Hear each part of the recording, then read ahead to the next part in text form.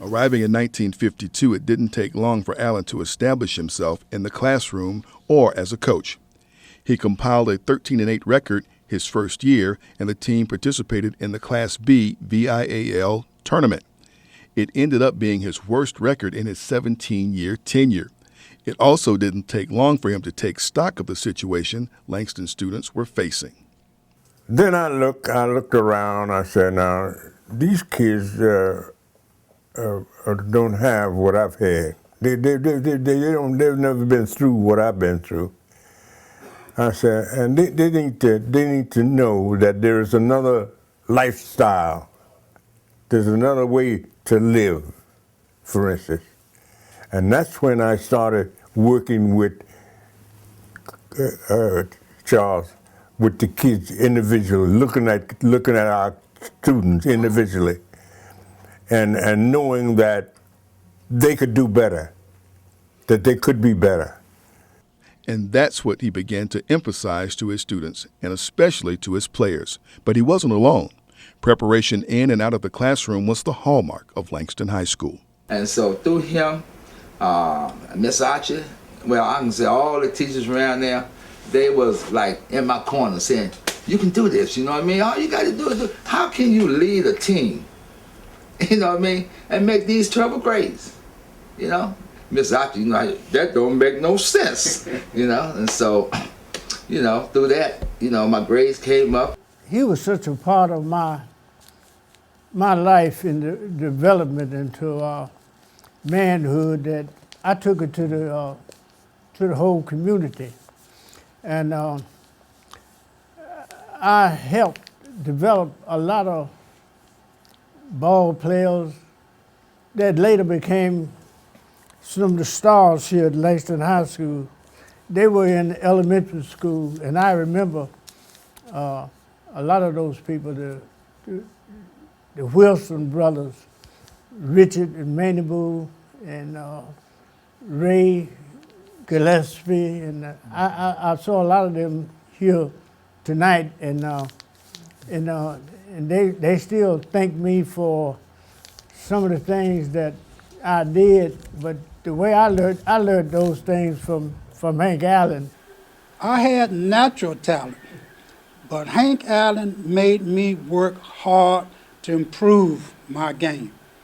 Now, after I left Langston, I went to Bluefield State College in West Virginia, played football, basketball, ran track, and I had the edge over all of my competitors because I had all the basic skills and the know-how that this man had instilled in me. The significant thing for me was that he told me in the 10th grade, 11th grade, I was selected team captain. I mean, that's my first leadership. I didn't expect it. He said, boy, you're the captain of the team. And from that position, he showed me that I had the leadership skills. And when I graduated from college, he helped us to go on to Hampton. I was only there 1 year. But he instilled in me the ability that I had the ability to be more than I was, and that I could actually succeed. The commitment to whatever you were doing is something that I think he sold on a daily basis. And that's one of the things that I've been committed to. I became a teacher and also a coach. I coached for 25 years. So once I committed to doing those things, from hearing from him every day about that commitment, once you decide to do something, to put forth your best effort. And I constantly laugh at myself sometimes because a lot of the things that I've said to the ball players that I've coached is the same things that he used to say to us. And it's like a father telling that child something and then the child tells his child something. Well, he was right when he said about being a leader, because I ended up being a leader for him, and with his guidance, man, it was just awesome. We would sit down in the middle of the floor and he would just tell us about life and things that we could get out of it. But it all started with our grades and getting out of Langston. You had to have that high school education, and he emphasized that, and he emphasized that, and he emphasized that.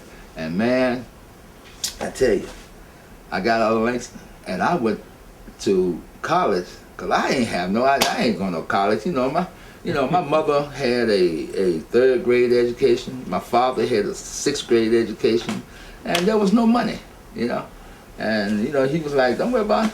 I'm looking around for you, And I'm like, "Yeah, right, okay." Then next day I know, William and Murray sent me a letter, and I showed it to my mother, and she said, "Oh no, ain't this a white school? No, you can't go there. They'll kill you down there." I said, "Mama, no, it ain't like that no more." And then Barbara Scotia sent me a letter, and that's where I ended up going down there, And I went down there, man, and I took all his values with me about always being positive, always, treat people nice and stuff, Ain't nobody did that to you, so why you gotta do something to them? Won't nobody bother you if you don't bother them. Through him, I found out that if you be strong, and be you, that, you can make your enemy your footstool. And that led to positive results. Langston made consecutive appearances in 1954, 55, and 56 in the West District Tournament's finals. In 1959, playing now on its new campus and gymnasium on Cleveland Street, the Lions won theirs and their coach's first Western District title, defeating rival Dunbar 61-51 in Danville. It was the beginning of a great run that saw Allen's troops make 8 district tournament finals over the next 10 years, and the first of 4 appearances in the state championship game over the same span. No other team in the state, including Dunbar, could match that record. You see,